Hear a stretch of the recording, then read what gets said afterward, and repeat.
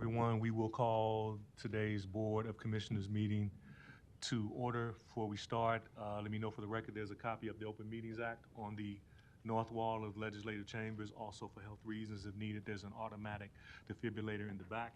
I'd ask everybody to stand for the Pledge of Allegiance. Pledge allegiance to the flag of the United States of America and to the republic for which it stands, one nation, under God, indivisible, with liberty and justice for all. Okay, we're going to begin today by calling the Board of Commissioners meeting to order to handle some people that are here waiting. With that, Mr. Clerk, roll call. Commissioner Borgeson is absent. Commissioner Boyle, Commissioner Kavanaugh, Commissioner Friend, Here. Commissioner Garcia, Commissioner Morgan, Present. Mr. Chair. Here. We're going to move to item 3A and B, recognition and proclamations. We'll do, I'll read them and ask for them to come up in order. Item A is the recognition of the following county employee who's retiring: John Rockefort, who worked for the Douglas County Department of Corrections for 44 years. And item B is a recognition of Melanie Christensen, who's worked at the Douglas County Health Center for 30 years. I'll ask Mike to come up first with Mr. Rockefort, and then we'll ask Aaron to come up next.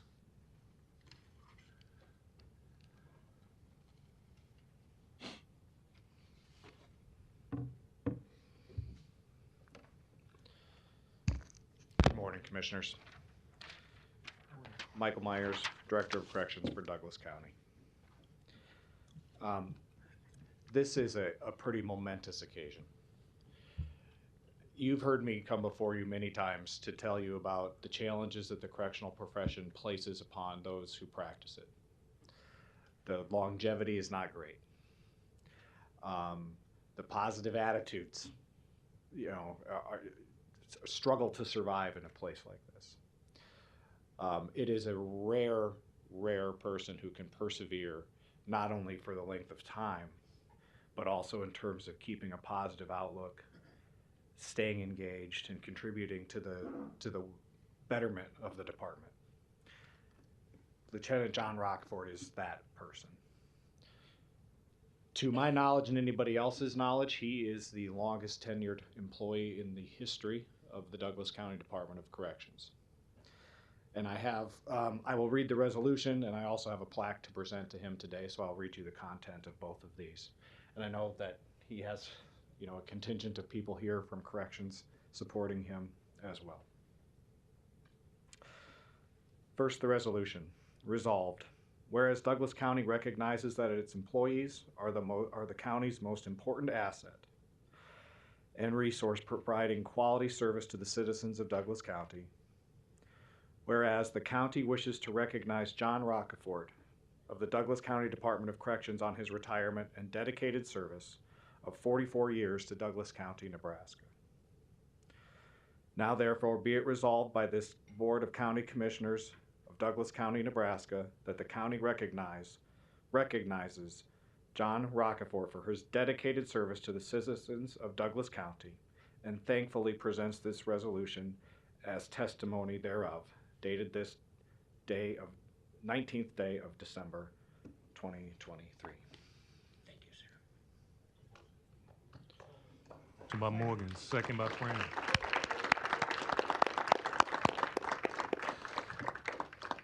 John, while people are gathering, and we'll see if anybody has anything to say, I didn't put it together till I read and came across when you were sitting there that this was your day. But in spite of what Mike has already said, you pretty much the face of graduation to me when came in. I mean, you were the voice of graduation, and some places, that voice over the speaker, they call it the voice of God. And I knew when, your voice spoke there at the graduations, whether it was here or there. So there'll be some big shoes to fill that in some respects. And again, I can't express the feeling when, you came in and your welcoming voice there. So facility will miss you. We'll miss you, and I wish you well in your retirement. I don't know who else might have any words. Commissioner Kavanaugh. Thank you. John, congratulations. You should be justifiably proud of a great public service career. You and I came into Douglas County government the same year, and I'm sure that we passed each other when I was a young clerk with the Douglas County Public Defender's Office in 1979. And you have done an incredible job with an extremely, as Mike pointed out, difficult, for most people, impossible to do, but important public service job at corrections. I want to say thanks to you and to your family and friends for helping us make Douglas County the place that it is. It wouldn't be as good as it was for the last 44 years without you. So thank you and enjoy your retirement. John, I wanted to express my thank you to you too. And I just had one quick question. You sure you're ready? Yeah. Okay. No, thank you again so much. 44 years, unbelievable. Thank you. Great service. Mr. Free? Thank you, Mr. Chair.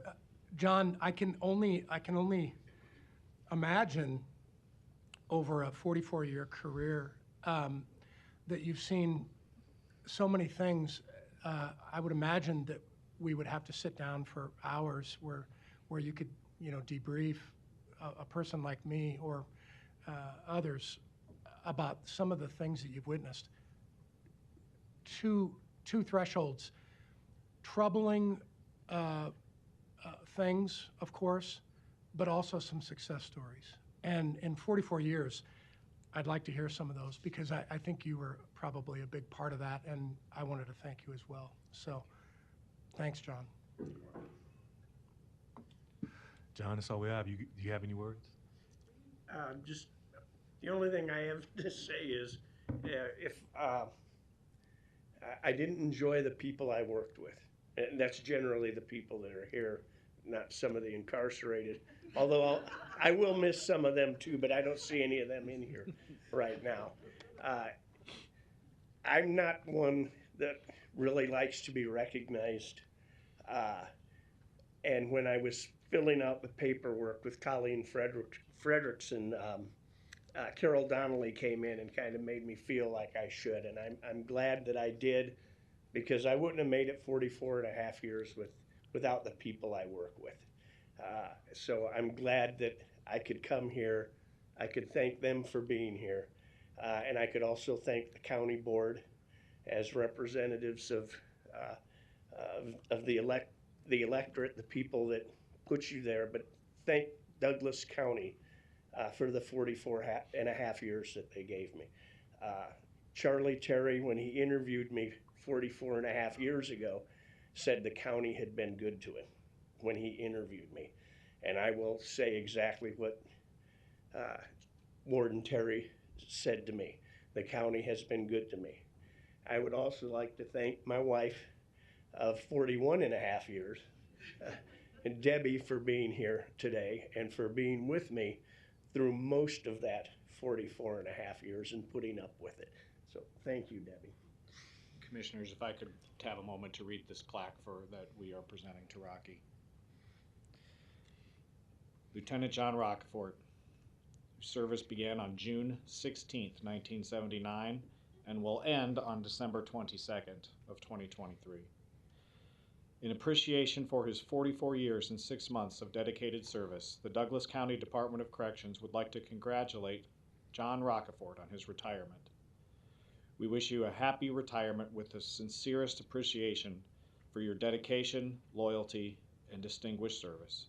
Congratulations and best wishes. Rocky, thank you. Thank you, sir. I appreciate you for all. everything. Thank you. Hold up, John, hold. I'm sure board members want to shake your hand on that, but before we do that, there is a motion, a second. Wait till the clerk gets back. Everybody vote, please.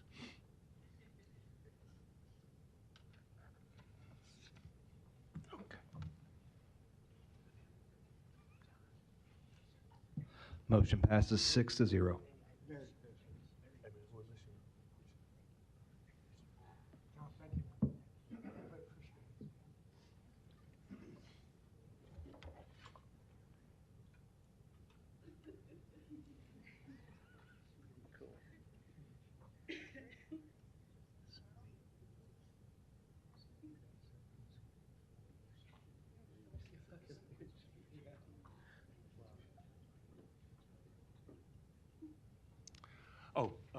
Mike wants a picture, so we might.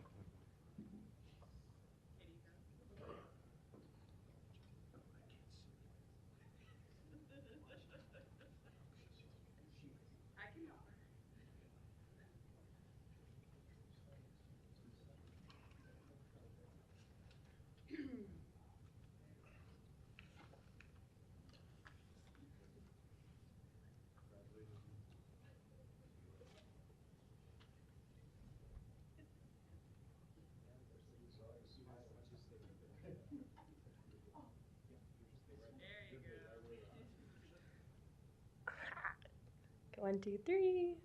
Oh, the mic's on. Okay, I took several.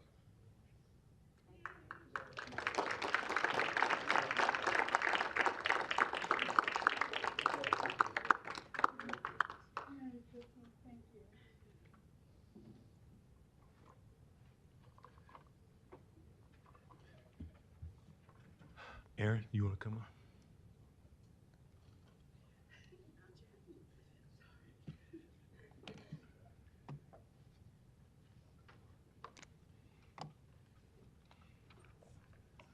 All right, good morning, Commissioners. With me morning. today, I have Melody Christensen. She's been with the Douglas County Health Center for 30 years. One of the few nurses that have been on the same floor for 30 years. The whole floor has been kind of built around her. She's been a wonderful leader. Every time I was on the floor, all the residents were lined up to chit and chat with her in her office. So she was always very happy up there on the floor, and we were always happy with her leadership. And she was always a very joyous leader. So we're wishing her a truly happy retirement. She's earned it after all of her hard work, and her new chapter in her life will begin. It's been a joy to work alongside of you. Enjoy your time with your lovely family. Many of them are here today. And we thank you very much for 30 years of continuous hard work. Is there a motion to approve? So moved. Second. Motion by Commissioner Morgan, second by Commissioner Fran. Melanie, just on behalf of the board,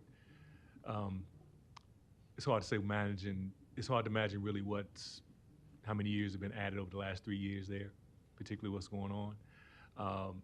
But just the fact by being here and this profession and how for years we've seen the churn that have happened there for you to stay 30, we greatly appreciate it, and it speaks a lot for the job you've done and particularly what the residents feel about you. So just want to thank you again and wish you well in your retirement.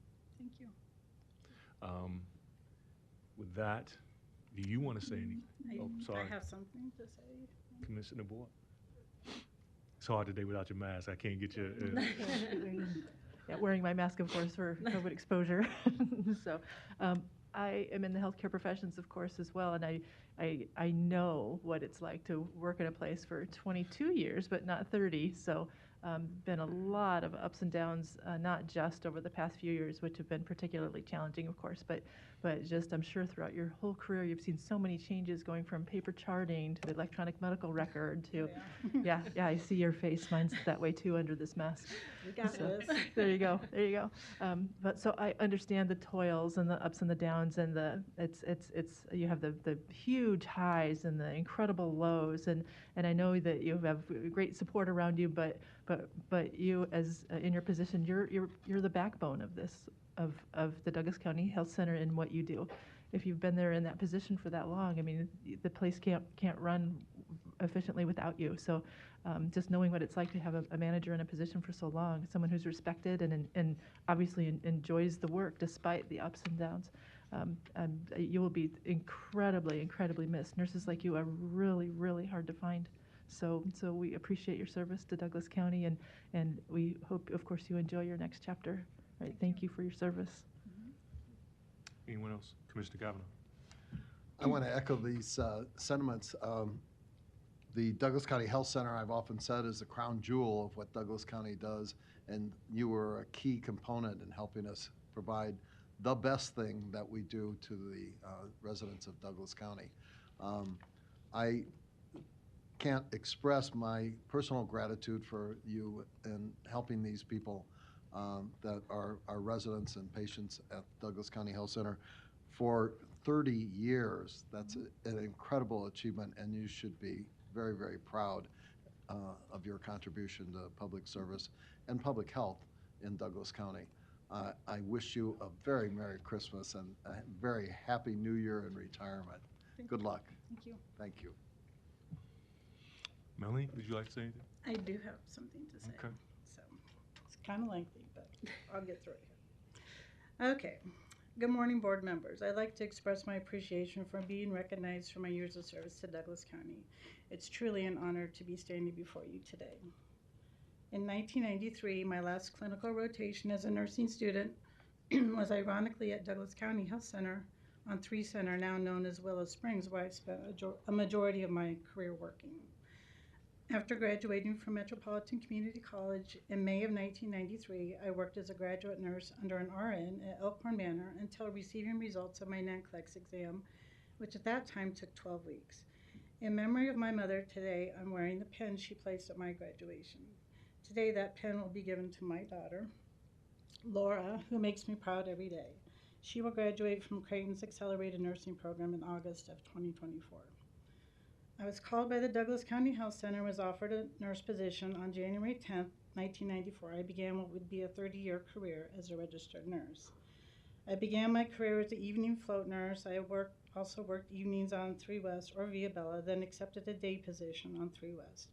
During our remodeling process in 2009, we were all relocated to 3 Center. In January of 2019, I accepted a new position as a nurse manager for 3 West, Via Bella, and 3 Center, Willow Springs. The first item I purchased for my office was a Maya Angelou canvas with this saying: "As a nurse, we have the opportunity to heal the heart, mind, and body of our patients, their families, and ourselves. They may forget your name, but they will never forget how you made them feel." Because of this message, it's been a priority for me to have an open door policy with my staff and residents. I feel strongly about everyone being seen as a whole person and having a safe place where someone will listen. Coworkers will tell you that I often had more than one person waiting in line for their time with me. Sometimes that visit wasn't to talk, but for a pen, notebook, envelope, greeting card, or just one piece of candy from my candy dish. Nursing has given my life purpose, and I've had the privilege of caring for our residents and their families. I'd like to share a few experiences that have impacted my life. I came to see a resident as I knew his birthday was the next day and I was not working. His eyes lit up as I handed him my infant granddaughter to hold. We visited for a while, and then he said he wanted me to know something. He looked me in the eyes and he told me when he sits in his wheelchair in the dining room, he watches his staff and how they interacted with other residents. He said, "I want you to know I watch you, and you are a good nurse, and you take the time to listen to the residents." This is one of the biggest compliments that I've ever received. This memory has remained with me as the next day he passed away on his birthday. And I'm so thankful that I took the time out of my life to hopefully make a difference in his. One morning I came to work early to hold the hand of a dying resident so he didn't have to be alone when he took his final breath. Unfortunately, his family could not be there at his bedside. However, they were at peace with the opportunity to be placed on speakerphone so that they could say their final goodbyes to their loved one. I was challenged by managing the COVID unit during the pandemic. The physical exhaustion and psychological stress was evident. The heroes I worked beside ensured that our residents receive personalized high-quality care irrespective to their infectious conditions. We became the only contact for the residents and their family and friends. Phone calls and FaceTime videos with family and friends were encouraging as the staff worked hard to maintain a routine and normalcy in the lives of the residents. These are only a few of the many memories I will take with me. As a new nurse, I was unsure of the adventures that lay before me. Now, as I step into this new chapter, I will carry the lessons I have learned here, the friendships I've made, and the memories we created together. In closing, I'd just like to say thank you for the opportunity to grow in my career and to serve my community. I will never forget the experiences I had and the impact they've had on me, both personally and professionally. There is a motion, a second, please vote.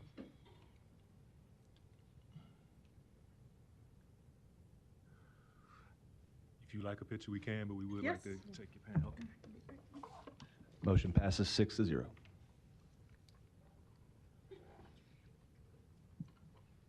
shake it up.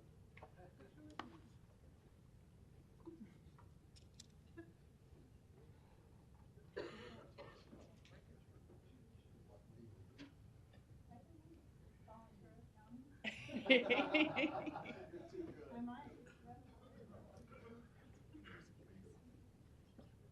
I get your phone number after this too?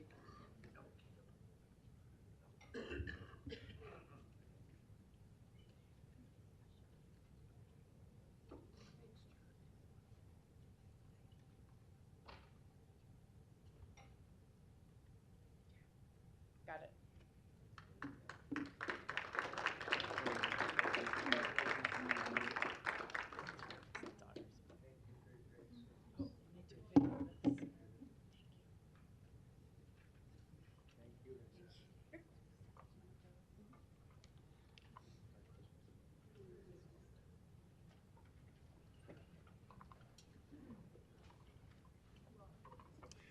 Okay, so if anybody's here for public hearing, this is your lucky day. I'm gonna just stay here because I know there's some people here. And then we'll go back after public hearings to the Board of Equalization. So we'll move now to item number 5 and public hearings. A was held over from last week. It's a clarifying the administration of the state statute 77-132 and 23-174.03 for the purpose of subdivisions and taxing jurisdictions. The public hearing is open for this item. Are there any public comment on this item? Any board comment on this item? Hearing none, we will close the public hearing. What's the will of the board? Move for approval. Motion by Morgan, second by Boyle. Please vote.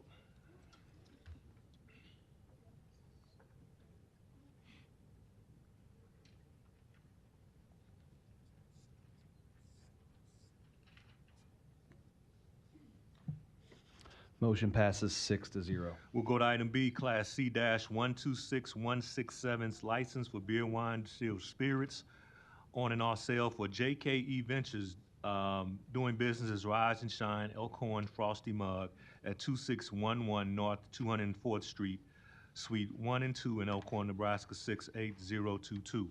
We'll open the public hearing on this matter. Yes, good morning, Commissioners. Sean Kelly, 2804 South 87th Avenue. Appearing on behalf of the applicant, I'm happy to take any questions that you may have. Thank you. Any public comment on this item? Any board comment on this item? We'll close the public hearing. What's the will of the board? Move for approval. Motion by Morgan, second by Fran. Please vote.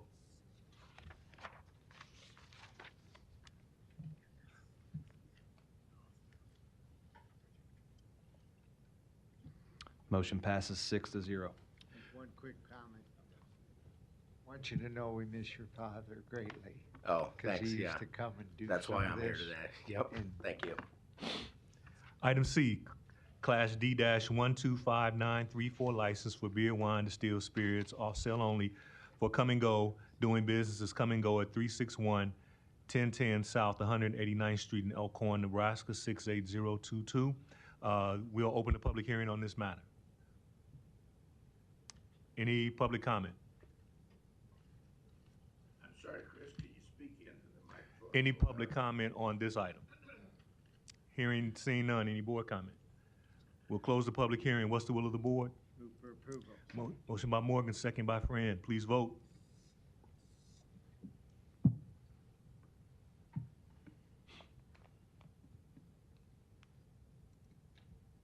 Motion passes 6-0.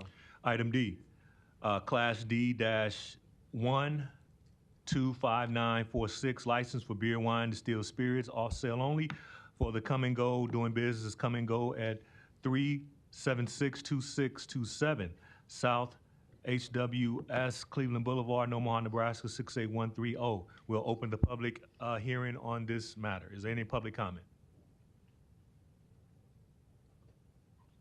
Any board comment? We'll close the public hearing. What's the will of the board? Move for approval. Motion by Morgan, second by Fran. Roll call.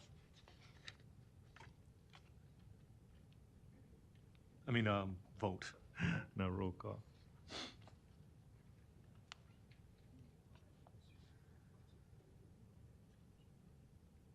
Motion passes 6-0. I'll ask for a motion to recess out of the Board of Commissioners and have roll call for.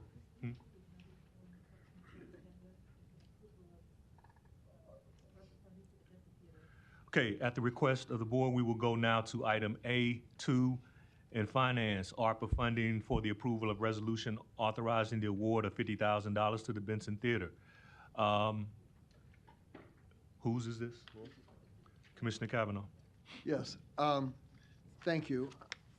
I am happy to make this proposal for $50,000 to the Benson Theater, which is a neighbor of mine in Benson, next to the Benson Law Center that I own.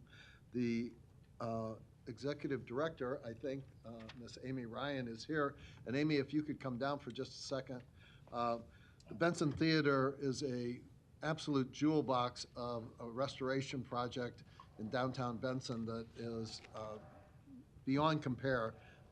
The nicest performance area in the Performance Center of Omaha, Benson, in my colleague Commissioner Boyle's district. And Amy has been the guiding light of this for, the last decade anyhow, and took this property from a derelict wreck of a, I believe, 1920s vaudeville theater that had stood vacant for some time, and has restored it to a multimedia performance area without peer in our city. And so, Amy, it gives me great pleasure to make this proposal of $50,000 to help the Benson Theater. I know that you've been severely impacted by the COVID pandemic, as have all performance areas in our city, but you've weathered the storm and come through and have provided a forum for a diverse and eclectic number of performances that I've attended, and I haven't been able to come to them all, but I try, because it's really a credit to you, Amy Ryan, that this exists at all, and your hard work has paid off with dividends that are hard to calculate for Benson and for the entire community in terms of the Benson Theater. If you could just give us a quick overview of what's up now so that people that are watching can enjoy, as I have, and I'm sure that my colleagues have, the offerings at the Benson Theater during the holiday season and in the new year. Thank you very much. I'd love to take this opportunity to thank all of you for the support that you've given, and specifically to Jim, to advocate for the urban community of Benson and North Omaha.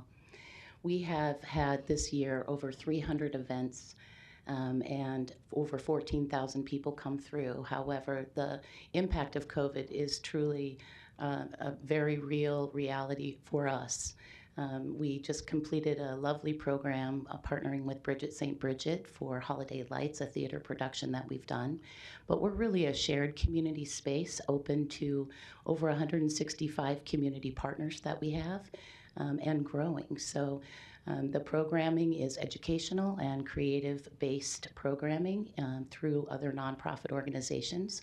And really our mission is to help advocate for all of those.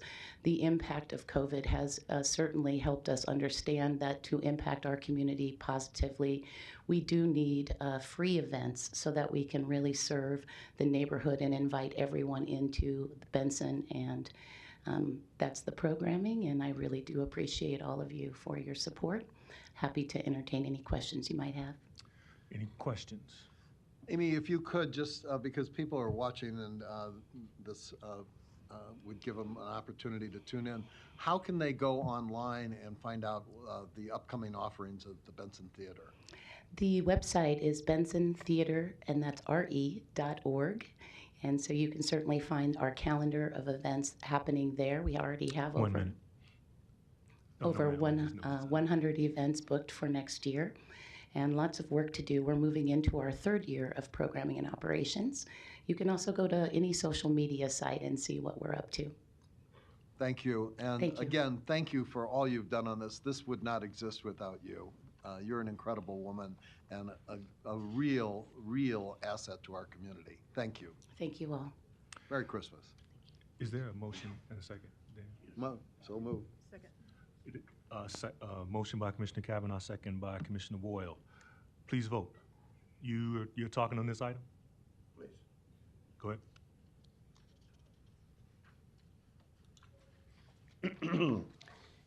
Larry Store, 5015 Lafayette Avenue, Omaha, 68132. Thank this young lady for the work she does. They do a lot of good work, and I'm not against the work that they do. But what I am against is I look through this agenda and add up the dollars that are going to nonprofits. I'm going to declare myself a nonprofit. Can I have $50,000 today? Hey, Appreciate your please work too, Jim. ask the I'm crowd not to be criticizing quiet. you. I'm criticizing the use of taxpayer dollars all over town. We have another venue similar to that that's on Dodge Street right there at 50th. Why do we need another one? I used to go up to Benson Theater when they did entertainment. And maybe you people should meet there instead of spending money here, because they do civic work, but we're not always, every one of us, on board with the type of civic work they're doing. And I'll save most of this for the legislative issues, but I don't understand why 2 weeks in a row, this body is so quick in a hurry to disband that if you're 5 minutes late, you don't know where the hell you are on the agenda. And you still haven't fixed the sound system. You don't set at the microphones. You read it awful fast, Chris. It's Larry, hard to tell. I need you to get back on the topic. I've been doing this since 2014, and I'm telling you that when a citizen comes in off the street that's not used to this, slam damn, thank you, ma'am, it's over before they even sit down. Anybody else?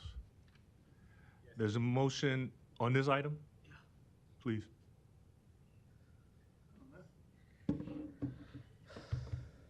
Luis Jimenez, 2709 Dewey Avenue. I support the funding.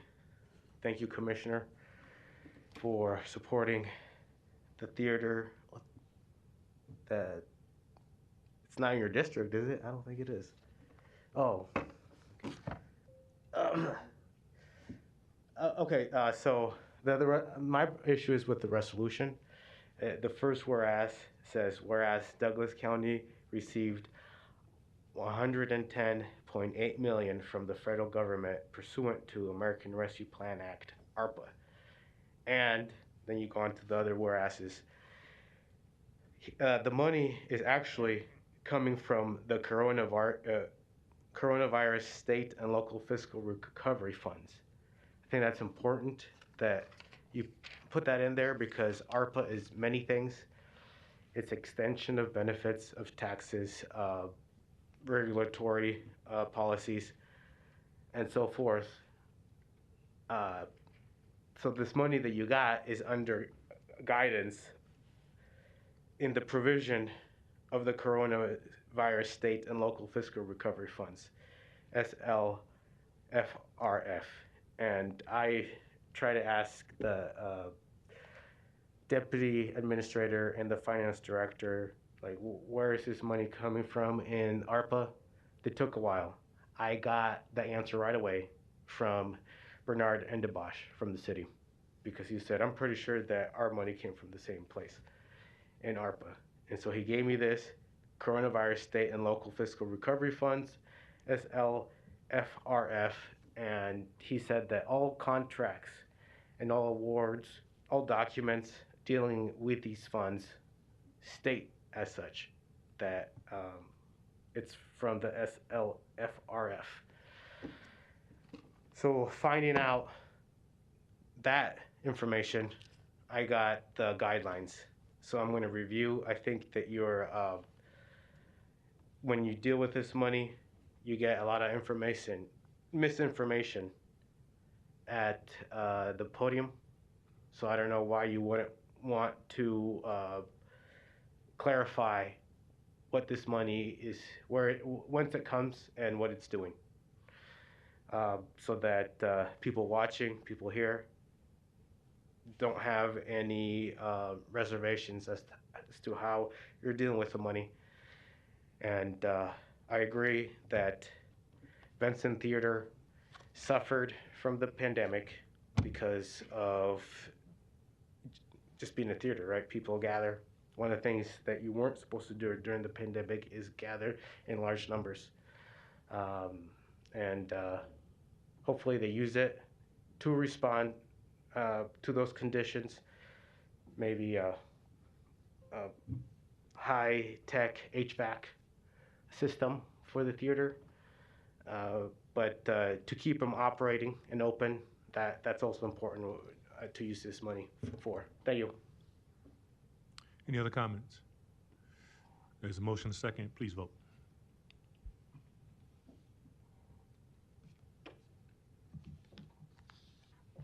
Motion passes 6-0. I'd like to entertain a motion to recess the Board of Commissioners and roll call the Board of Equalization. Motion by Commissioner Morgan, is there a second? Second by Commissioner Friend. Please vote.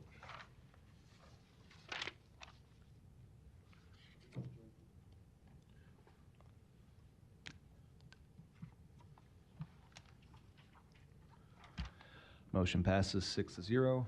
We'll now be back at the top of the order and call roll call for the Douglas County Board of Equalization. Mr. Clerk. Commissioner Borgeson is absent. Commissioner Boyle. Commissioner Kavanaugh. Commissioner Friend. Commissioner Garcia. Commissioner Morgan. Mr. Chair. Here. Item A is approval of the minutes of the Board of Equalization meeting held Tuesday, December 12th, 2023. Item B is to call for a meeting and set Tuesday, January 9th, 2004 as the date for the hearing on the next assessment and certified corrections. What's the will of the board? Motion by Friend, second by Boyle to approve A and B. Please vote.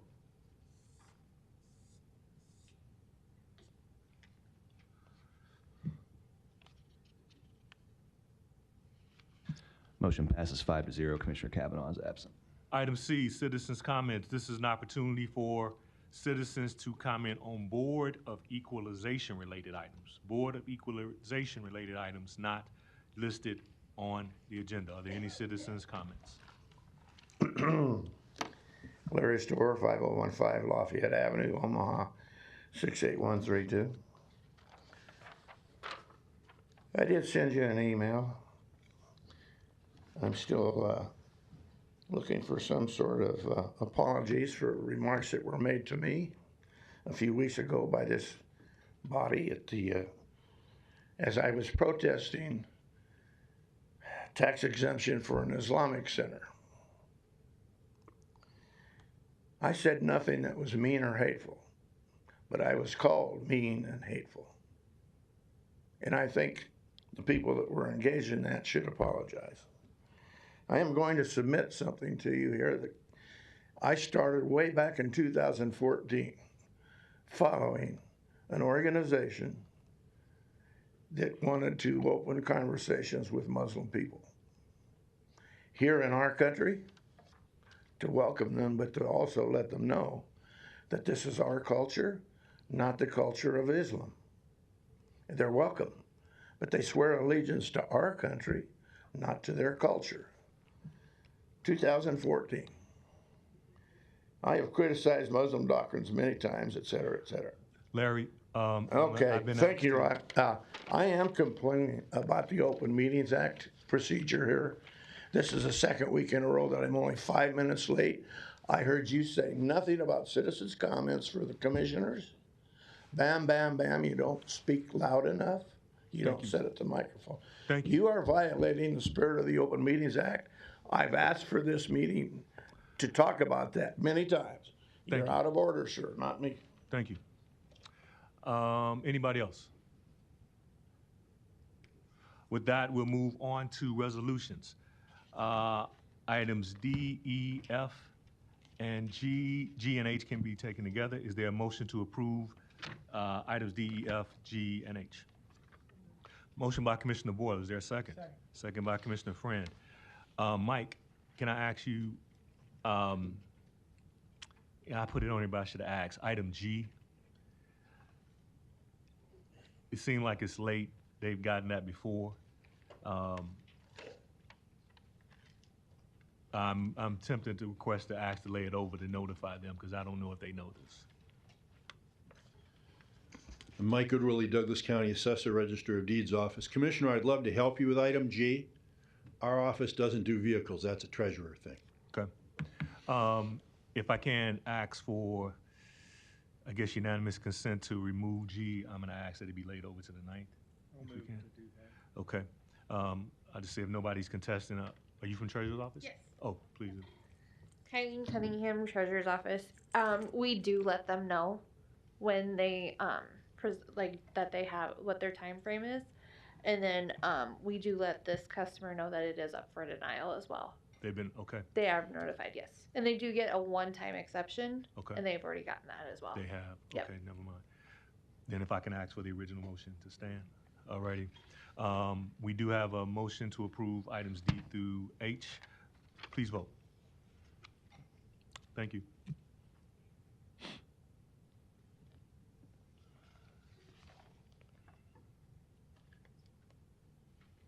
Motion passes 6-0. Item I is a protest of CAC 23439. That is you, Mr. Gilwillier.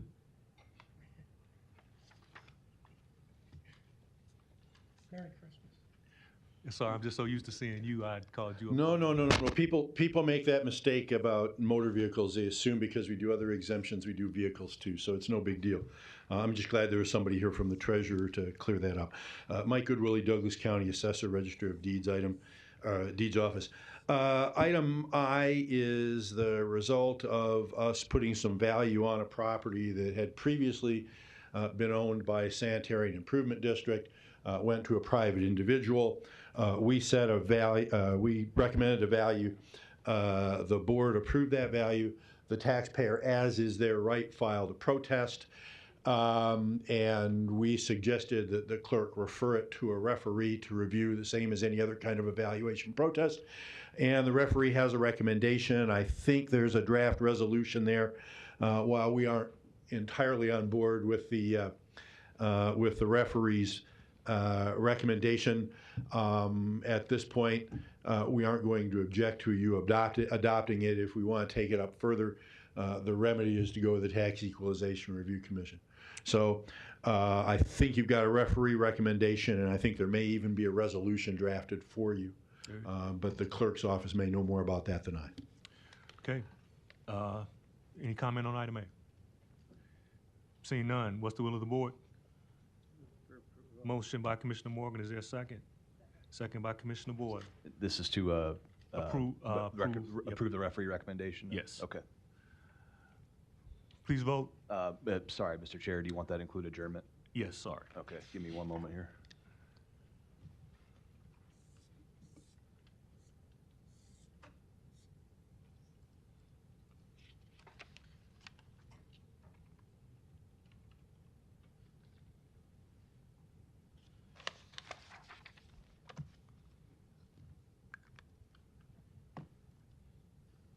Okay, thank you.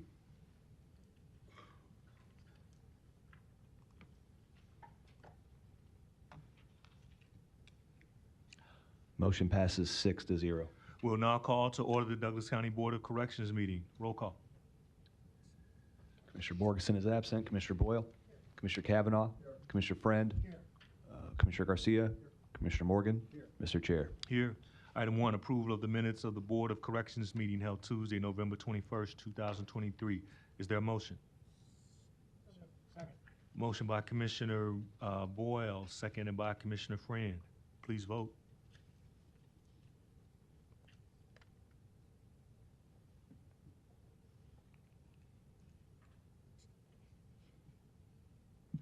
Motion passes 6-0. Item 2, citizens' comments. This is an opportunity to comment on Board of Corrections related items. Board of Corrections related items not listed on the agenda. Are there any citizens' comments?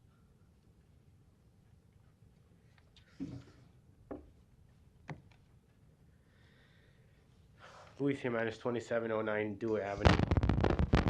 Good morning. I wanted to speak to you about the construction project at Corrections. I'm going to propose some drastic changes to the project. The first being that you get a detailed analysis about repurposing one of the wings or enclosures at corrections to accommodate the mental health addition project. Actually, just be the project where you're revamping the space to house inmates that are suffering from mental illness or who are needing care for mental health.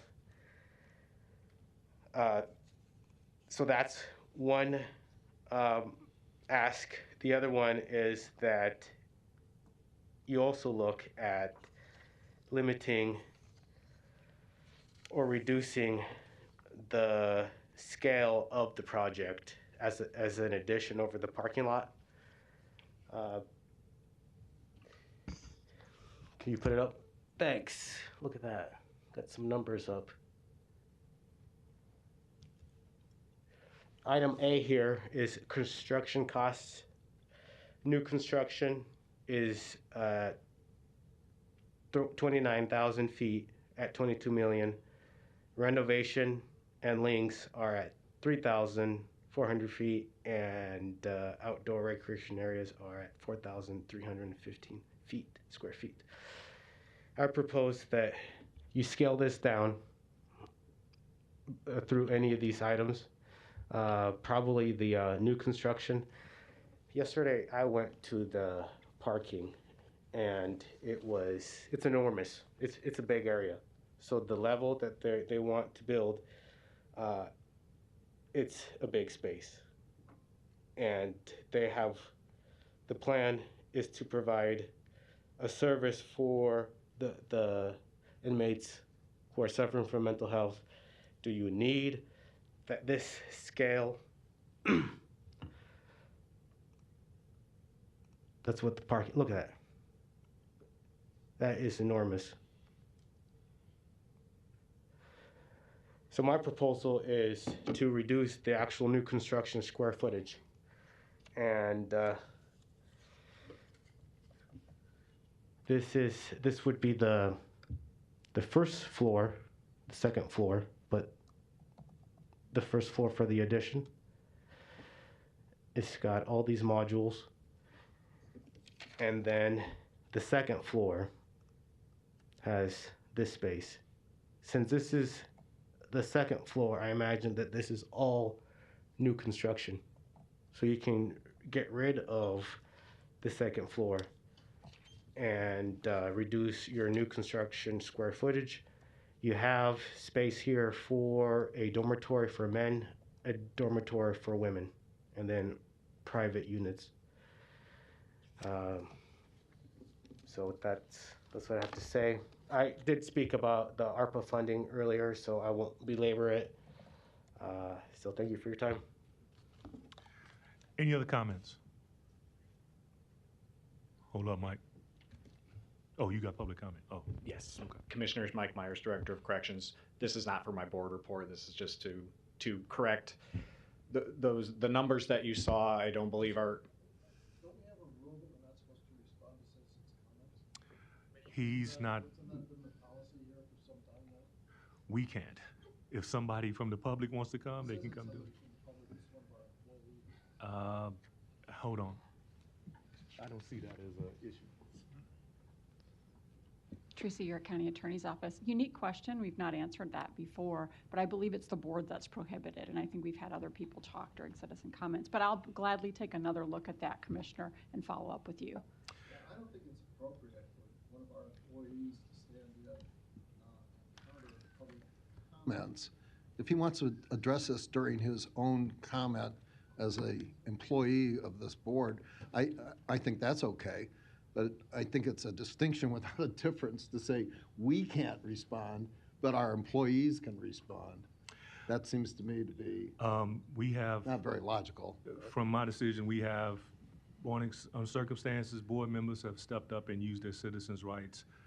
The director is a citizen, so if he puts that hat on, he's fair to comment. So I'm not gonna sure allow that him the to. director's a resident of Douglas County. So Teresa, you're at County Attorney's Office. If- Mike, if do you the- have anything in your report regarding the jail, the expansion possibly? I do not. You do not.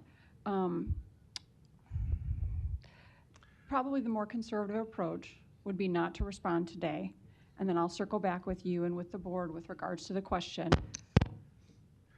Commissioner, Wait, wait. It's ridiculous.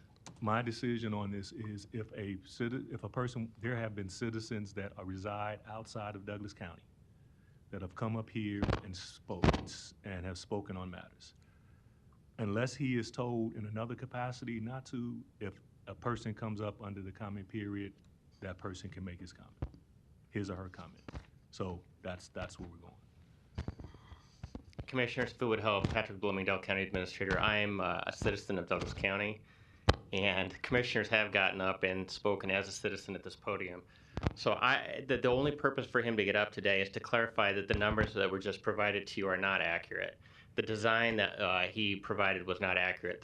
Those might have been old numbers, but those are not the accurate numbers, and we can go over those numbers at a later time, but he just wanted to point out that those were not accurate. Luis, sure. Okay. For the record, citizens of Bellevue have come up here. Mike, if you want to state your comment, you can. Patrick basically just said what I was going to say, was just that those are not the most recent numbers. Those are not the current drawings. Thank you. Any other citizens' comments?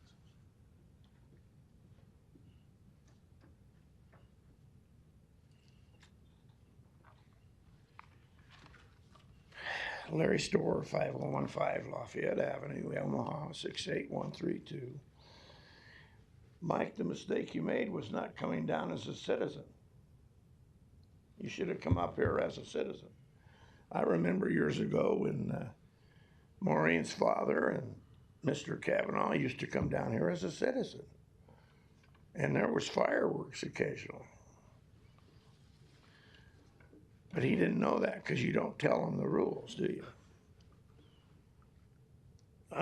This is the second week in a row where you mumble-jumbled everything, so I thought the commissioners' meeting was already done, and I was only 5 minutes late. Other citizens, that's probably why there's none of them here. Now, on this matter, I want to present to you, I think I sent it in an email also. This is a copy of an email. It's regarding one of the other speakers here today. Go back to about 2014 when the juvenile justice Larry, topic was really, really hot. Excuse me? Is this a Board of Corrections? Don't interrupt me, sir. This No. is my citizen Is time. this a Board of All right. Corrections? Mr. Luis Ramirez is probably still a reporter. Listen. He's not acknowledging that when it comes to this body, and he That should. is not a Board of Corrections. He is matter. reporting for somebody or to somebody. Thank you very much, sir. Thank you. Any other citizens' comments? We'll now move on to the report Has of the to director. do with testimony he gave up here at this microphone under this topic. If it's not a matter for the Corrections Board, thank you. Director Myers, you're up.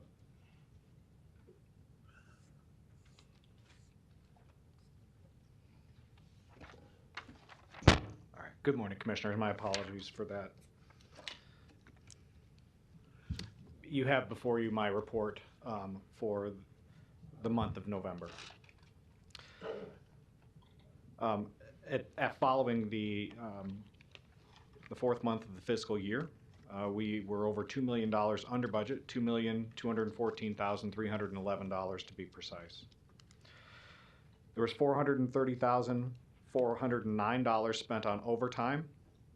That was a significant decrease of over $230,000 from the previous month, despite the fact that we continue to train all of our staff on mental health first aid. And our records department processed approximately $900,000 in bond payments. Enclosure number 2, Community Corrections and Reentry Services.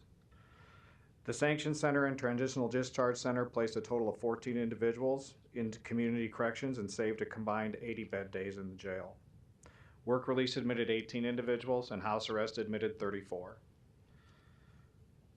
The Reentry Assistance Program admitted 27 individuals. 10 individuals were referred to intensive outpatient treatment, and 3 individuals achieved a GED.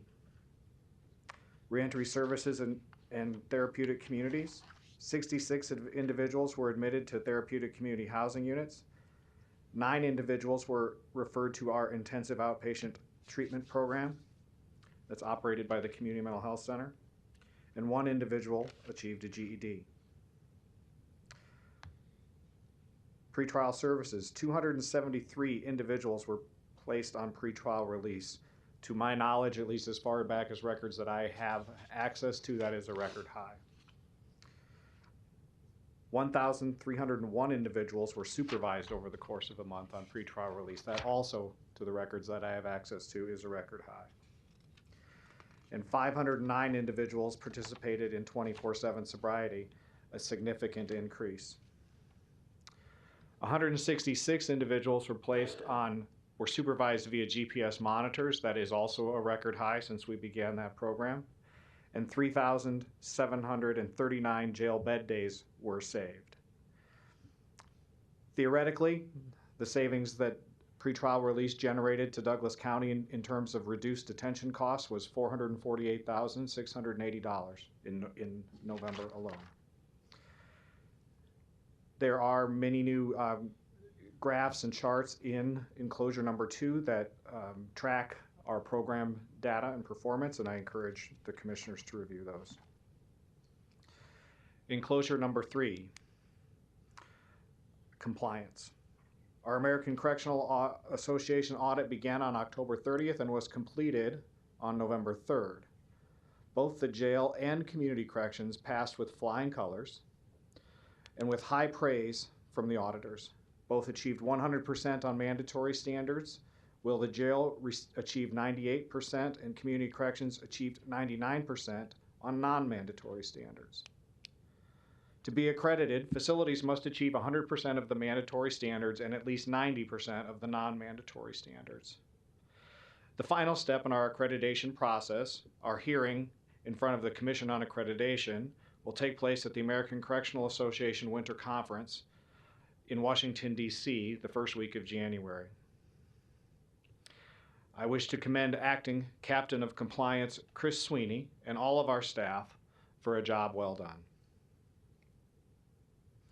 Enclosure number 4, personnel.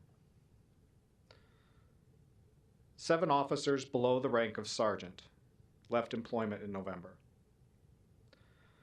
As of November 30th, we were 98% staffed among correctional officer ranks, and we are targeting January 8th, 2024 to begin our next academy. 2 officers were promoted to Correctional Officer 2. Congratulations to Officer Tim O'Malley for celebrating his 20th anniversary to service to Douglas County. Congratulations to Faith Sorensen for receiving a life-saving award. Faith is a Correctional Officer 1. And numerous officers received commendations for meritorious services. Enclosure number 5, population. There are 1,231 admissions and there are 1,239 releases. Our high count was 1,108 and our low count was 1,033. Our average daily population was 1,063. That was a decrease of 21. There were 92 custodial sanctioned bed days. That is an increase. The U.S. Marshal population decreased. The felony pretrial population decreased. The misdemeanor pretrial population remained stable. Probation violations remained stable. 19% of our population was between the ages of 18 and 24. 66% of our population were minorities. And 15% of our population were female. 18% of our population were homeless or nearly homeless. Enclosure number 6, medical. There are 1,086 intake screenings. There are 350 health and physical assessments. Inmates were sent out 22 times for emergency medical care. 7 of those were by 911. There were 5 hospitalizations, which resulted in 35 hospital admissions, which resulted in 35 days of hospitalization. And there were 46 off-site medical appointments. Enclosure number 7, mental health. There were 133 initial psychiatric assessments. There were 231 initial mental health assessments. There were 105 mental health infirmary placements. Those are primarily suicide precautions. There were 147 individuals placed on drug and alcohol withdrawal protocols. There were 3 referrals to the Board of Mental Health and 3 transfers to long-term psychiatric facilities, namely the Lincoln Regional Center. And 48% of our population was diagnosed with a mental illness, tying the highest level on record. Enclosure number 8, security operations and honor guard. Our crisis negotiation team was deployed 4 times. They were all in conjunction with our CERT team. Issues addressed included 2 mandatory showers for severely mentally ill individuals, an individual refusing to attend court, and round-the-clock deployment which ended November 8th to work with a highly volatile individual with numerous self-harm and violent outbursts. Our correctional emergency response team, or CERT, was deployed 6 times, as 4 of those were in conjunction with our crisis negotiation team. High security searches of housing units were where potentially dangerous contraband was suspected to be present were completed. There were 14 searches of housing units conducted. Contraband received modified items for tattooing, modified items to create a spark, burnt paper, stripped headphone wires. Our honor guard was deployed 5 times in November, twice for retired DCSO deputy funerals, visitation and funeral of an active duty Bellevue police officer, and for our own academy graduation. Enclosure number 9, staff development, wellness, and retention. 48 individuals interviewed for correctional officer positions, and there were 61 applications received. Mental health first aid for all staff who haven't previously had this training continued in November. Narcan training for all correctional officers was completed, and all officers are now outfitted with Narcan on their duty belts. 6 staff members used the Wellness and Retention Office for assistance for the first time, and 46 staff members were referred to the peer support team. And 2 staff members were referred to external mental health resources. Other noteworthy items: unfortunately, we had an individual smuggle in a substance that another individual ingested, causing a medical emergency. While a team of individuals deserve and will receive recognition for their response to the emergency that occurred at DCDC, I want to acknowledge 2 individuals in particular who provided critical life-saving intervention and prevented the death of an incarcerated individual. Officer Joel Sharman and WellPath nurse Emily Waltman, who performed CPR and saved this individual's life. I am grateful to both of these individuals and all who responded for their quick and decisive life-saving actions. Deputy Director Amber Redmond represented the Department of Corrections at the launch of the Jail and Justice Support Center in Washington, D.C. DCDC was an invited guest of the Bureau of Justice Assistance, and the National Institute of Corrections is one of 12 agencies nationally selected to be present because of our track record of success and nationally recognized expertise. With that, I'm ready for your questions.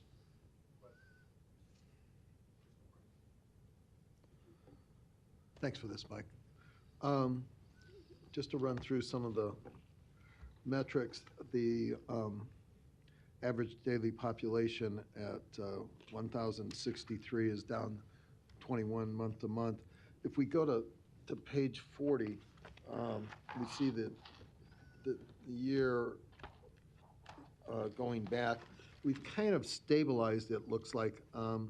Coming in at November 22, we're 1,065, and November 23, we're 1,063, with fluctuations, you know, not that great, maybe 100 or less overall. It seems to have stabilized right around about 1,000. Is that correct? 1,000 to 1,100, Yeah. that range. Yeah. So, you know, maybe going into the new year, maybe we could address this in the next report, is a little bit of a look back, because I think there has been a positive trend based on a lot of the programs that you've initiated. If we were to look back 2 years or 5 years, we would see a much higher average daily population, isn't that right? We would, Commissioner. And that's progress, so kudos to you and your staff for doing that. The staff is another kind of good news story where we've struggled to maintain 100% of authorized level, and currently we are at 97% authorized at 492 and on hand at 477, with the critical component of those CO1s, the correction officers, the line officers, who are authorized at 349, and we're actually at 338. It was 97%. And that's been a significant improvement under your directorship, so I want to commend you on recruitment and retention. I think is a big part of that, and we've beefed up the compensation package, and I think that contributes, you know, across the board. Less stress for people. You know, people want to do kind of a regular 40-hour week and have a life, and this is a very, very stressful job. And so making sure that comes in at that point is good for the mental health of our correction officers. Absolutely. It also impacts that overtime costs that you show a steady trend down. And maybe when we come back in the new year, we can look at that going back, because I think there's been real progress there, hasn't there? There has. It's fluctuated up and down for various reasons over the course of time, but we should see a pretty kind of a leveling out of that as we go forward. Right. And decrease. The demographics, again, come in troublingly high on a majority minority population of people incarcerated in our correction center. 65.68% majority minority. And I think that's kind of up, memory serves me, month to month. And again, if in the new year we could get a look back, I think that's a chronic troubling statistic for a overwhelmingly Caucasian community to have an overwhelmingly minority incarcerated population. Maybe these three things in the new year would give us a really good kind of gut check on where we are going into 2024. If you could address that, that'd be great. I have a couple of quick questions. On page 15, regarding the house arrest, the graph here, the one at the top of the page, admissions, release, and revocations, shows a little bit of a decrease in admissions. I'm looking year to year. 1 minute. Sorry? 1 minute. Okay. I'll probably have to come back on this. From 67 in January to, I think we just posted 34. I guess my question would be, why do we have that downward trend? You know, I don't know that I have a good answer for that, Commissioner. It's sometimes community corrections numbers, it's a smaller pool. They can vary a little bit, and it affects the trends pretty, more dramatically than a larger program would. I do think, however, even our pretrial program and so forth sometimes impacts that, because people they're doing their supervision pretrial, in the community, rather than potentially, sitting in jail and maybe going on to house arrest after the fact. Right. And that kind of goes to my next question on page 29, and we're going to run out of time, so we'll come back and do this.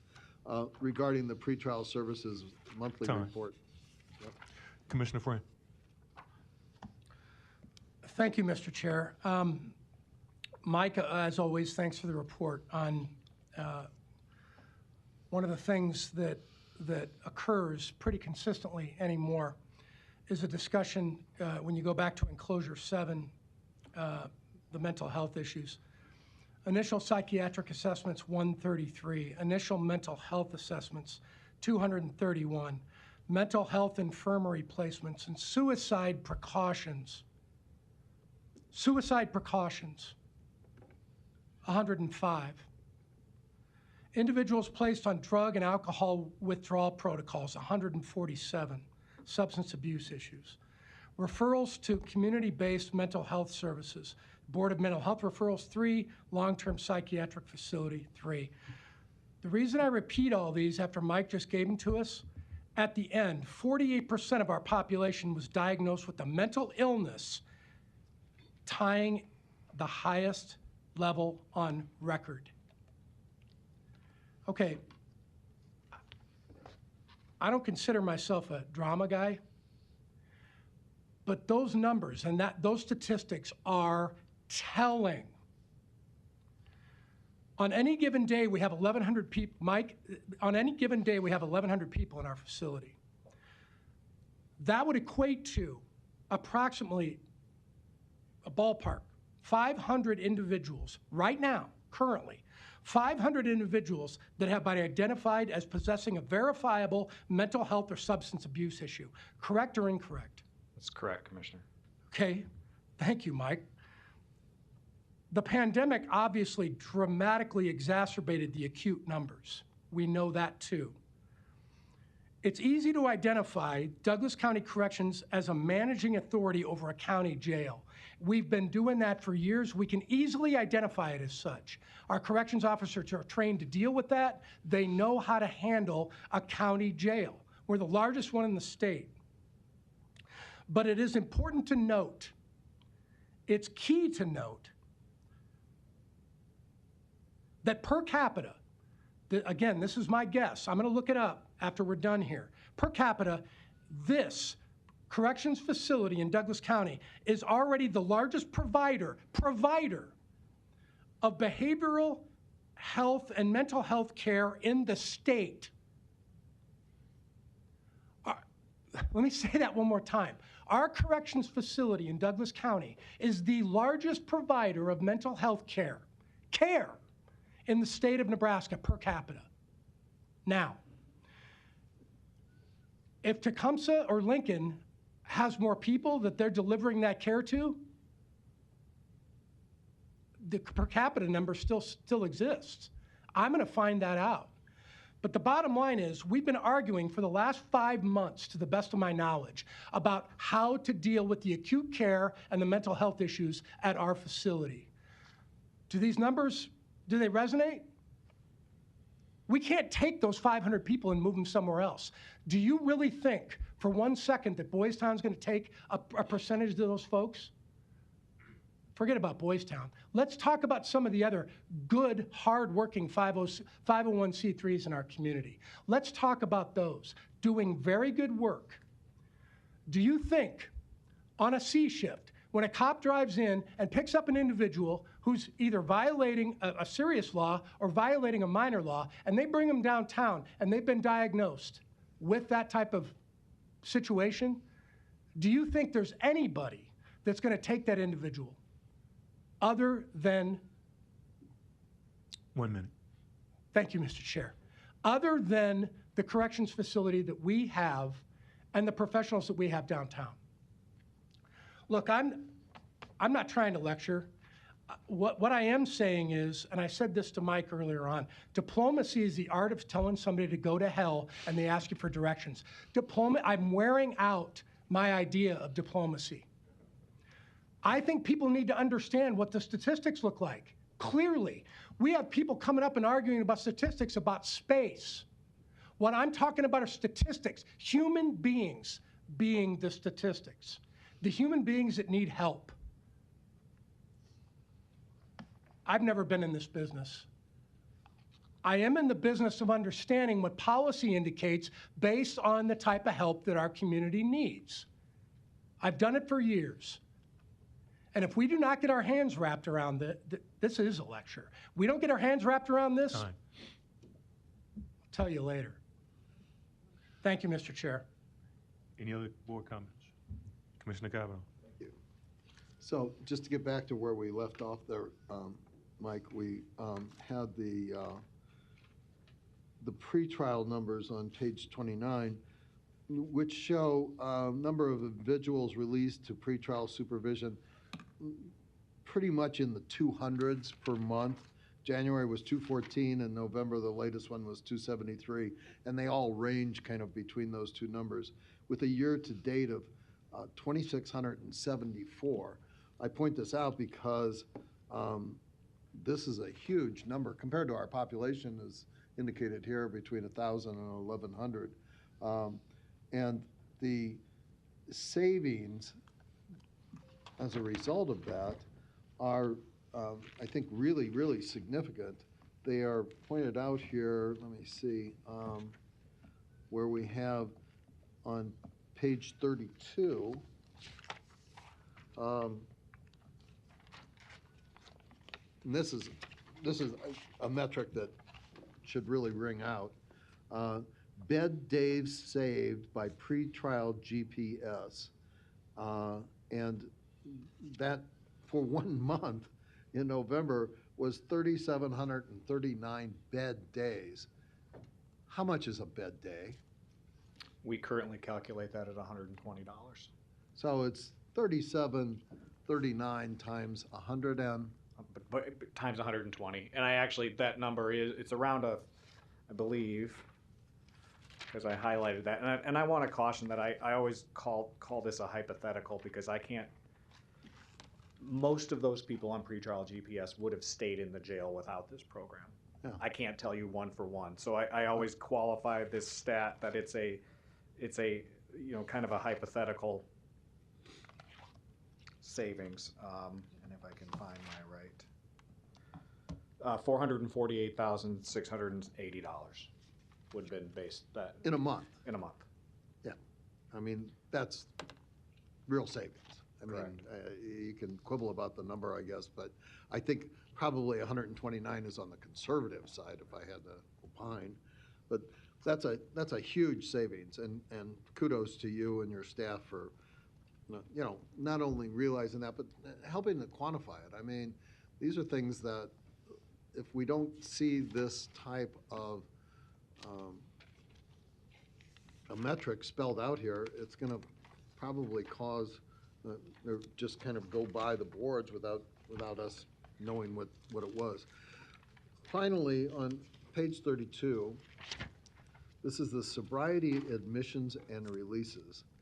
And I'd like you to expand a little bit on this, the 24/7 sobriety admissions and releases. And, they vary in the 60s or 70s in terms of admissions, and in the, it looks like 40s to 60s in terms of releases. Tell us just a little bit about what is the 24/7 sobriety admissions and releases? So the 24/7 sobriety program, if you will, is a condition that a judge can order as a term of pretrial release supervision.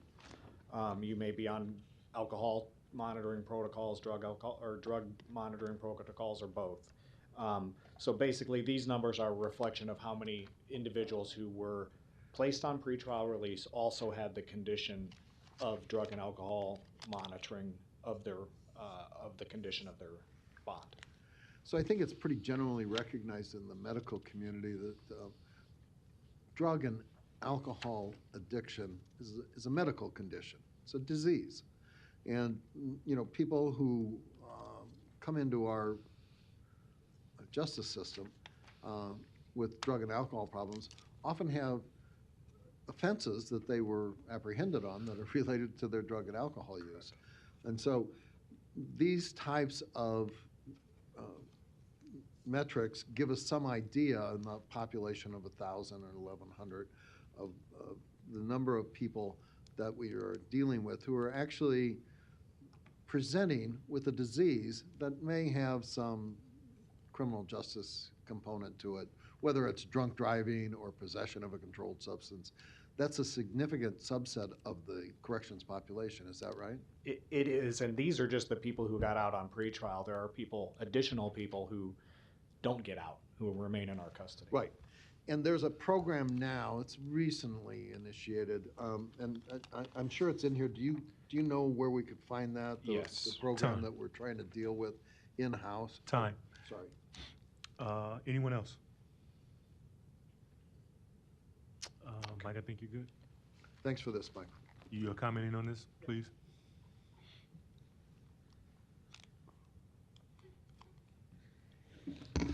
Luis Jimenez, 2709 Dewey Avenue. I understand that 46 or so, 49, I don't remember the number, percent of the population is suffering from mental health issues. And they, corrections is not helping their situation.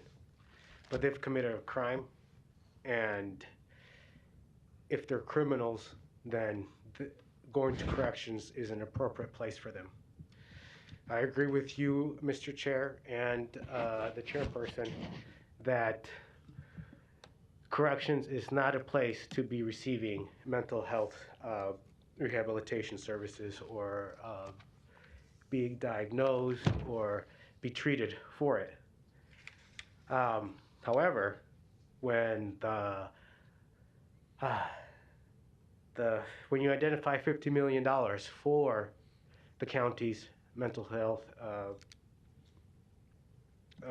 issues as a service that you can spend money on, you identified the county corrections. And I agree that corrections was a hot spot for the pandemic. So the idea of separating populations makes sense as a response to the virus. And during the pandemic, mental health became an issue as well. So I'm not saying that these individuals, inmates, shouldn't be treated, shouldn't have a facility for them, but they can be helped over time. Whether going to corrections and being identified and then having service, being connected to services afterwards would be ideal. But I just think that the facility that you're planning on in building corrections is a response to the mental health issue and to the pandemic. But I disagree that the space is a statistics. It's not statistics. The space that you identified for the project is a design. It's not statistics. So you have control over design. I'm saying scale it back, scale it down, so that there is support for the correctional personnel at corrections, but they're not,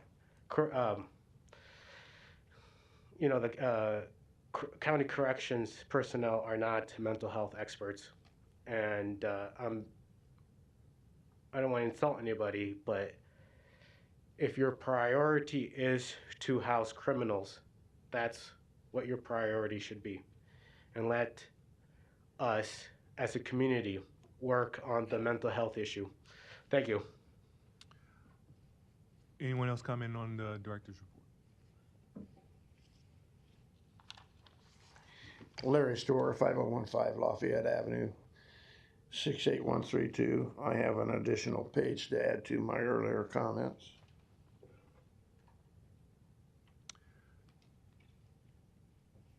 Are your Those comments are all related to in- correction? I'm sorry? Your comments related to correction? Would you turn on his microphone, please? I cannot hear him. Are your comments related to corrections? Absolutely, sir. That's why I came down here. Is this not a public hearing? Yes. No, it's not a Thank public you. hearing, but it's a. Thank you. Thanks.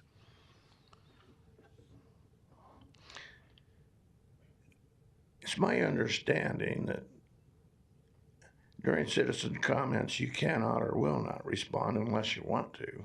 But during public hearings, you can respond without lawyers telling you that maybe you shouldn't.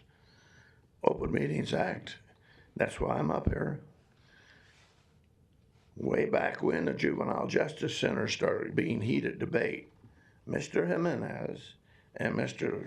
Dwayne Lamont, the last name slips my mind, wrote an article about it, criticizing things going on, publishing under the name Noise, but also probably the Flatwater Free Press. These are citizen Larry, newspapers. I'm going to determine that's not a Board of Corrections matter. I'm telling you that this man, you should ask him some questions here today because he gave his own report.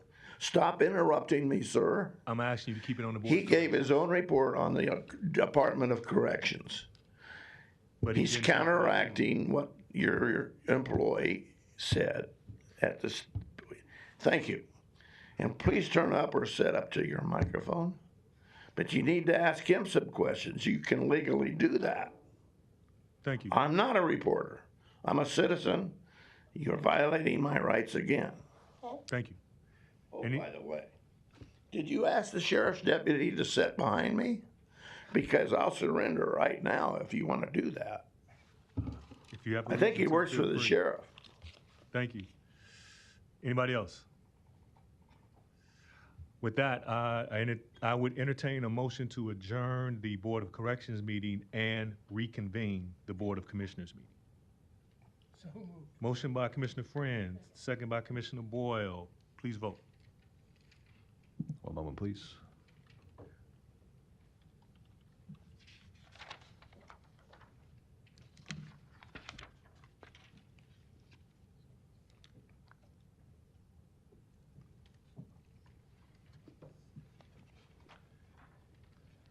Okay, thank you.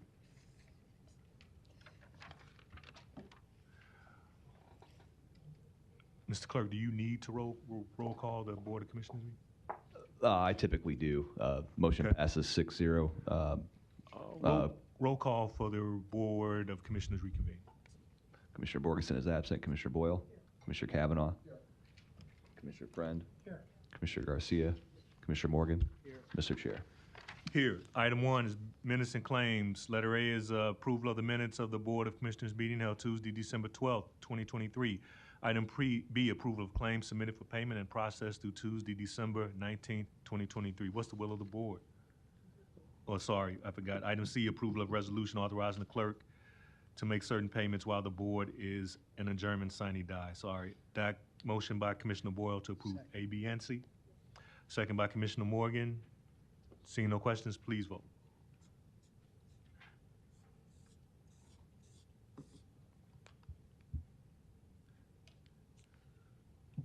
Motion passes 6-0.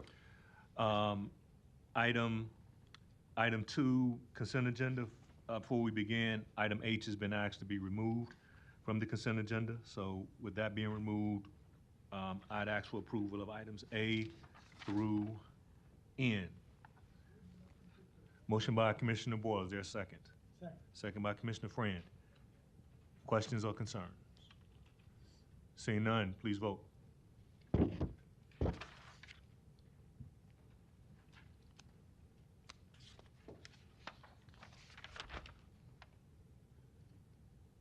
Consent agenda less item H approved 6-0.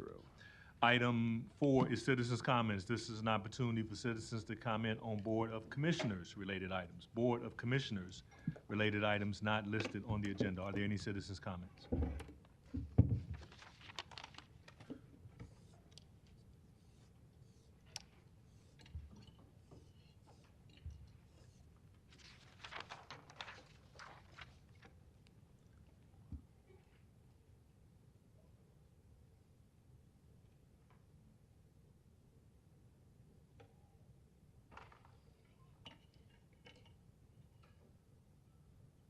I am setting, Ken Anderson, Craig Street in Irvington. I'm setting the context for my notice of tort claim. In New Hampshire in 2020, in November 2020 election, AccuVote machines tried to steal about 300 votes from every Republican candidate in this specific race. And I'm not sure of the race, but it was one of the races on the ballot there in what city was that? Wyndham. And something about the numbers there indicates more than just one problem is happening, not just the folding. Ballots were folded mail-in ballots were folded, creating some artifacts in there. And the folding of those ballots is the sole blame. All the blame is being laid on that, and it's obvious that that's not the problem here. You're going to see that the problem is the machines. Intervened, hand in the cookie jar type of situation. But in this, and I will be sending this email to you, so you'll be getting this. In this link down here that I'm pointing at, there's a interview going on, and in one moment in that interview, Harry Hursty, who is a white hat hacker, if you will, what they call an ethical hacker, says New Hampshire is using a principle called ballot rotation. So not any place on a ballot has a political bias because the political parties between the jurisdictions are randomly organized. So on your ballot, between voter to voter, no voter has the same order, or at least they're randomized order. Also, if the same candidates are in multiple jurisdiction ballots, then the candidate orders are randomly organized. So even if this would be somewhere else, and he's talking about a specific race that was recounted and found to have some problems here. It would have no political bias because everything is randomized between jurisdictions. I point that out and go on to what the problem is here. There's a race where a recount showed each of the 4 winning Republicans. There were 4 Democrats, 4 Republicans, and it was a vote for 4 race. The 4 Republicans, all 4 of them had more votes than any of the 4 Democrats in the machines. And then the Democrat who had the most votes called for a recount. And this is what happened. The recount showed each of the 4 winning Republicans picking up about 300 votes. It's more like exactly 300 votes. And St. Laurent, who was the leading Democrat, losing 99 votes, dropping her losing margin from just 24 votes to more than 400 votes because 300 votes got added to. Here's some of the numbers. These are the Republican candidates. These are the Democrat candidates in the bottom. 297 difference between machine count and hand count. 298 difference, 299 difference, and 303 difference. That's an error of 1% from 300. The machines subtracted 300 votes from every one of the Republican candidates. That's not an artifact by folding the ballots. As I just explained, the names rotate. Those folding of the ballots artifacts are not going to target one party like this. And evidently the machines decided to try and weight the top Democrat, see if they could flip the race there on that one race. That's what it looks like. And we don't use the AccuVotes in Douglas County, right? We use ES&S rather than Dominion. But what are we doing to prevent this from being able to happen? And by the way, if you were to search on Google trying to find comments on this, it's censored. You're not going to find anything but the party line. Tom, any other public comment?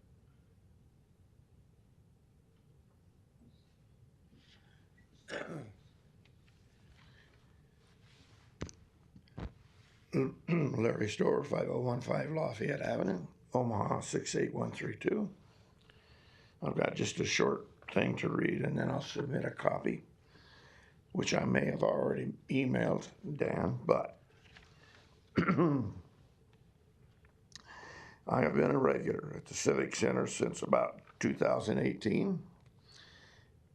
I am part of the Heartland Patriots study group that studies Hillsdale College online courses, citizenship, American history.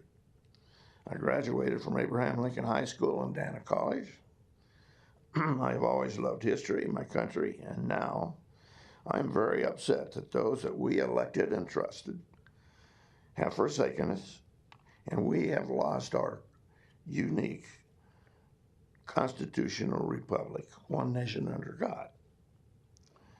Few people comprehend this or discuss it, not even in these chambers. You need to wake up and act, or we will find ourselves in the middle of a French Revolution style thing. Because we are engaged in pretty serious times right now. And it's getting worse, and the public is beginning to get their backs up.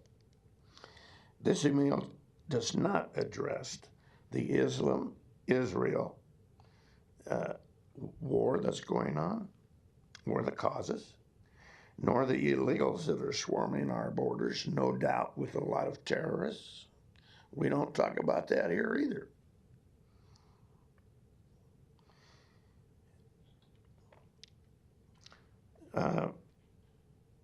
Common sense would tell us that the superior magistrates are the county sheriffs, as parliamentary and historical preference law tells us. But where are they? They're not enforcing the Open Meetings Act. I don't know if he knows that his deputy purposely came down and sat behind me today. That's kind of threatening for a citizen.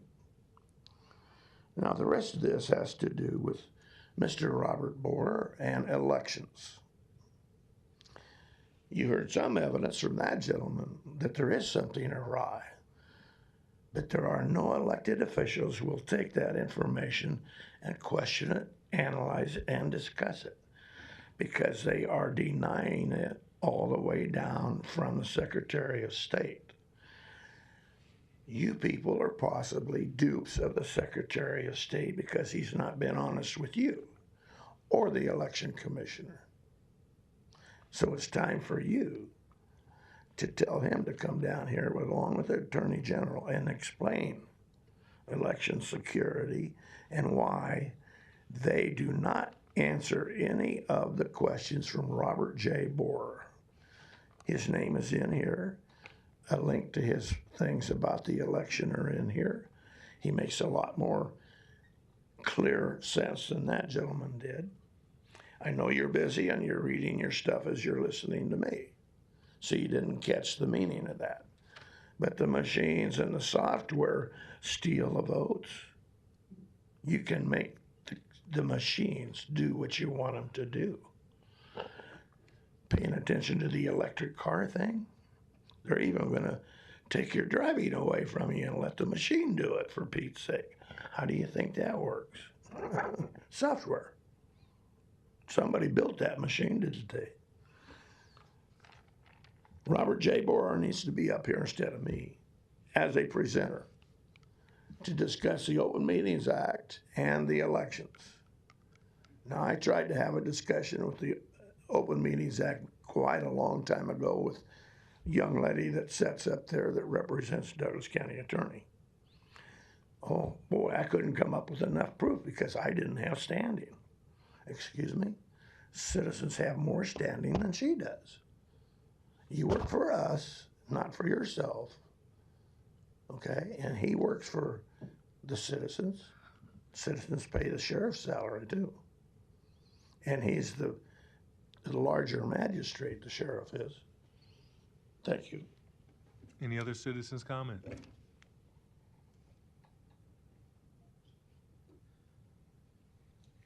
me, Larry. Welcome back. Nothing exciting. Luis Jimenez, 2709 Dewey Avenue.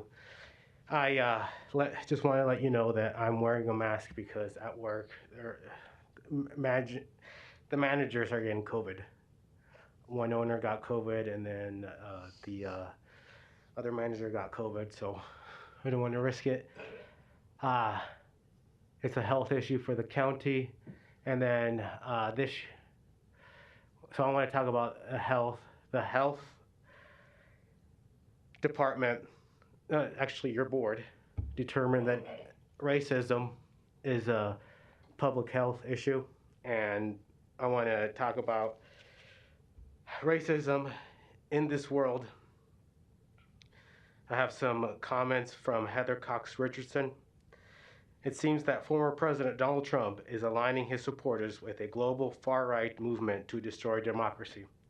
On Saturday in Durham, New Hampshire, Trump echoed Nazi leader Adolf Hitler's attack on immigrants, saying that they are poisoning the blood of our country. Although two of his three wives were immigrants, and quoted Russian President Vladimir Putin's attacks on American democracy. Trump went on to praise North Korean autocratic leader Kim Jong-un and ally himself with Hungarian Prime Minister Viktor Orban, the darling of the American right wing, who has destroyed Hungary's democracy and replaced it with a dictatorship. Trump called Orban the man who can save the Western world. Dr. Sarah Riccardi-Schwartz, a professor of the religion and anthropology at Northeastern University, explained in the conversation what Trump is talking about. Autocrats like Orban and Putin and budding autocrats like Trump are building a global movement by fighting back against the expansions of rights to women, minorities, and LGBTQ+ people. Russian leaders have been cracking down on LGBTQ+ rights for a decade with the help of the Russian Orthodox Church, claiming that they are protecting traditional values. This vision of heteronormativity rewrites the real history of human sexuality, but it is powerful in this moment. Orban insists that immigrants ruin the purity of a country and has undermined women's rights. Schwartz explains that this rhetoric appeals to those in far-right movements around the world. In the United States, family values became tied to patriotism after World War II, when Chinese and Soviet communists appeared to be erasing traditional gender roles. Those people defined as anti-family, LGBTQ+ people and women who challenge patriarchy seem to be undermining society. Now, as dictators like Putin and Orban promise to take away LGBTQ+ rights, hurt immigrants, and return power to white men, they seem to many to be protecting traditional society. In the United States, that undercurrent has created a movement of people who are willing to overthrow democracy if it means reinforcing their traditional values. Christian nationalists believe that the secular values of democracy are destroying Christianity and traditional values. They want to get rid of LGBTQ rights, feminism, immigration, and the public schools they believe teach such values. And if that means handing power to a dictator who promises to restore their vision of a traditional society, they're in. It is an astonishing rejection of everything the United States has always stood for. The White House today that was when I got this email, to Trump's speech. White House Deputy Press Secretary Andrew Bates said, echoing the grotesque rhetoric of fascist and violent white supremacists and threatening to oppress those who disagree with the government, are dangerous attacks on the dignity and rights of all Americans, on our democracy, and on public safety. It's the opposite of everything we stand for as Americans. I concur with that. I think that fascists have to undermine their citizenry, and half of the citizenry is usually women, close to it or over. And so let's pay attention to that, because we're going to move into an era where we have to really fight fascism in this country. Thank you. Any more citizens' comments? Okay, we're moving on to letter A, finance, and the budget report is as submitted. Then we'll move on to human resources. The weekly personnel report is as submitted. Item 2 is legislative items. Are there any information? Seeing none. Nothing on legislative items. we'll move on to item 3, the resolution setting the 2025 through 2028 salary for the Douglas County Public Defender. And item 4, setting the 2025, 2028 salary for the Douglas County Clerk Comptroller. Is there a motion to approve items 3 and 4? Motion by Commissioner Boyle, is there a second? Second. You need to add anything? With that, please vote. Give me one moment, please.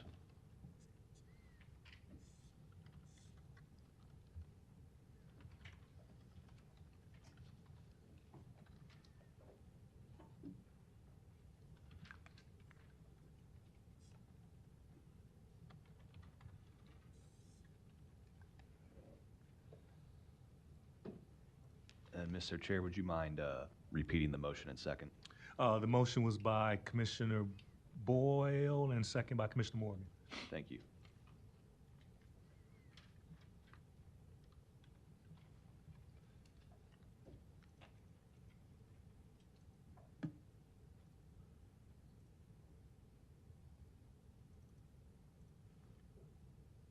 Okay, thank you, Commissioners.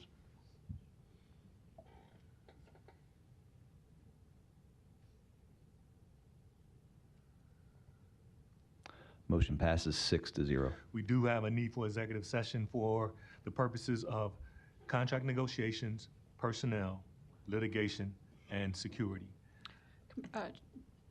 Commissioner Rogers, would you also add legal advice? Okay. Thank you so And much. legal advice. I'll make the motion for a new executive session for those reasons. Motion by Commissioner Morgan, seconded by Commissioner Boyle. And again, we're going into executive session for contract negotiations, personnel, litigation, security, and legal advice. Please vote. Sorry, did you say security? Security.